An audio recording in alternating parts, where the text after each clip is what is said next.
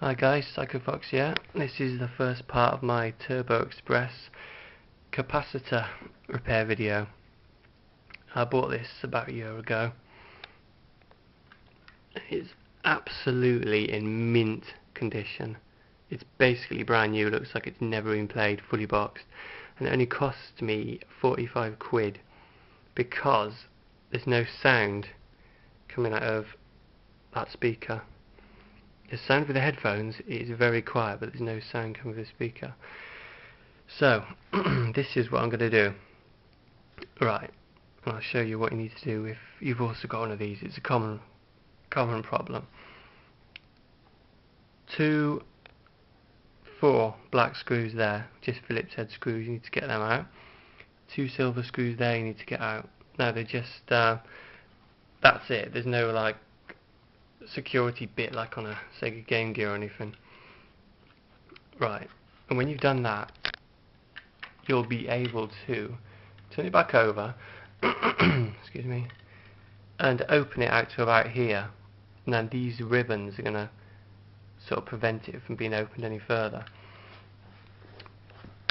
Right, now I've already disconnected these ribbons, but this ribbon here is the video, for the screen, which connects into there, and this white one, which is from the controls, comes out of there. Now they're just actually ribbons. The plastic that's actually attached to the board, you want to leave that on the board. You pull that off you and all sorts of shit. So I don't know if you can see that, but it is just basically like a really flat ribbon with little connectors on. You just give it a gentle pull, but like a little bit of a wiggle, and they do come free.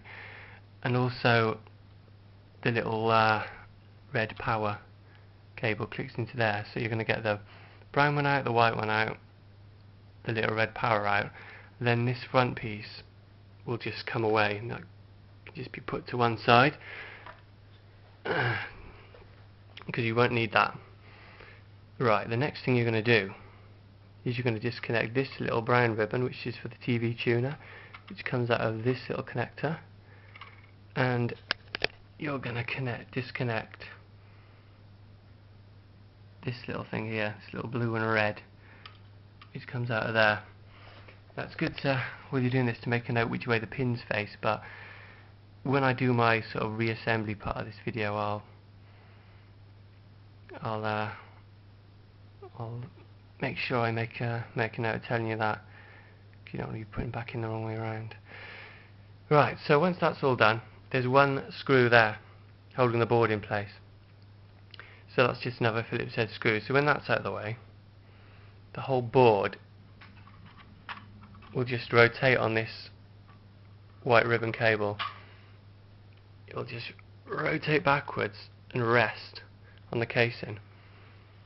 So when that's done, you can rotate it, and this cluster here looks like Lower Manhattan. It's like packed with tall capacitors, actually removed two.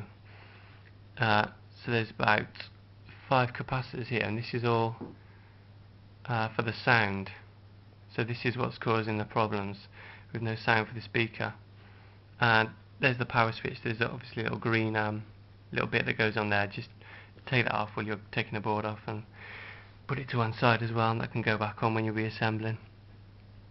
So yeah, there's these capacitors here. Now the one that was here, that's the most likely culprit, but I've also removed this one because it's going to make it easier to replace them as a pair, just the way they lie. That one's going to sort of lie that way, and that one's going to lie this way.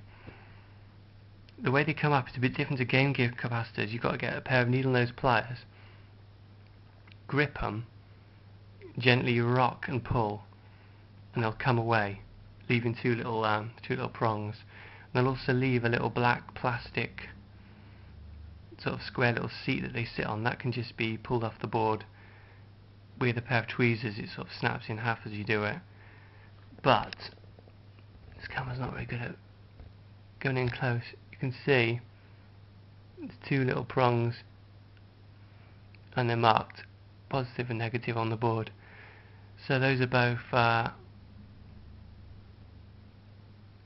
both 100s and 6 volts.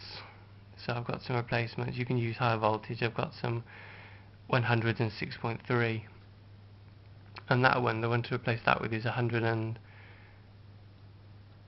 micro Hertz or whatever it's called, and 25 volts, because that's currently got a 16 volt in. So yeah,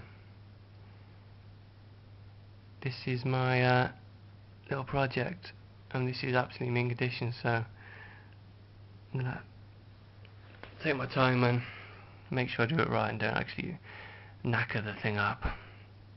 Anyway, yeah, stay tuned for part 2 and see how it gets on. Thanks for watching.